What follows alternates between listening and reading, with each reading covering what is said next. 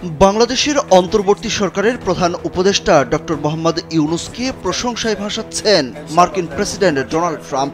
এমন একটি ভিডিও সামাজিক যোগাযোগ মাধ্যমে ভাইরাল হয়েছে।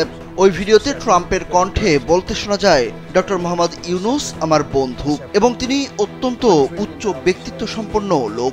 বাংলাদেশের অন্তর্বর্তীকালীন সরকার প্রধানের দায়িত্ব নিয়ে খুবই ভালো করেছেন ইউনূস।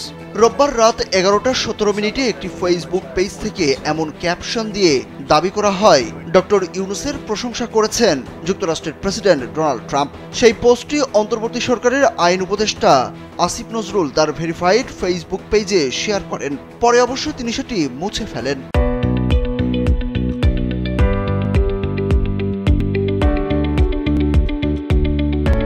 তবে তথ্য যাচাইকারী প্রতিষ্ঠান রিউমার স্ক্যানার তাদের ফেসবুক পেজে রোববার মধ্যরাতে এক পোস্টে আইন উপদেষ্টা আসিফ নজরুলের শেয়ার দেওয়া ছবি ফটোকার্ডের মাধ্যমে শেয়ার করে জানিয়েছে, ডক্টর ইউনূসের প্রশংসা করলেন ট্রাম্প শিরোনামে ভাইরাল ভিডিওটি ভুয়া এবং এডিটেড। মূলত ট্রাম্পের ভিন্ন এক বক্তব্যের ভিডিও এডিট করে ভুয়া ভিডিওটি তৈরি করা হয়েছে।